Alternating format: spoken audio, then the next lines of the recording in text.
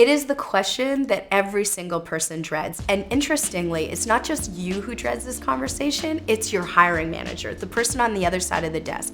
It's one of these very tenuous conversations where you may be the perfect talent and this may be the perfect company, but you're gonna decide based on salary whether or not you're the right fit. So here's my number one rule. Being the person who is being interviewed, as much as possible, you want the employer to state the first figure so that there's some room for negotiation.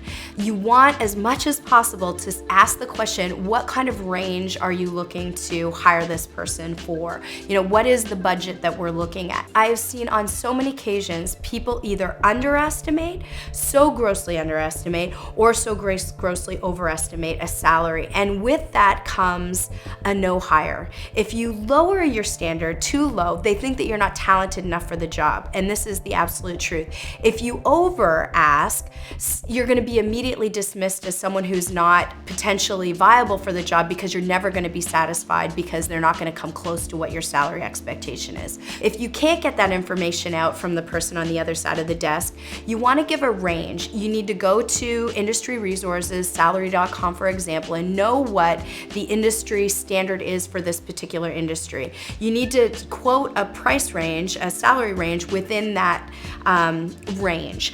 But you want to go the high end of that range. You want to go as high as possible because the expectation is that you're going to get negotiated down by the end of this negotiation. So you need to start from a place where ultimately you're going to feel satisfied.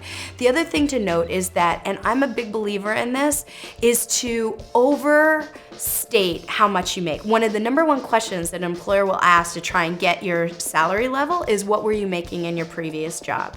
I know this sounds terrible, but I need you to lie. I need you to enhance that salary by 5 to 10%. If you are hoping to make 40, I don't want you to say that you made in your last job 30. I need you to say that you expect and you did make 40. That's what you need to do in order to get that initial salary boost. And also, in this economy, it's really important to negotiate a salary that you're gonna be satisfied with for a year to 2 years, because the old day and age where every 6 months you get a review and get an immediate increase as attached to that performance appraisal, that is gone. So you need to start with a salary that you're comfortable with sitting at for probably a year to potentially 2 years. So consider that when you utter your first salary bid in a job interview.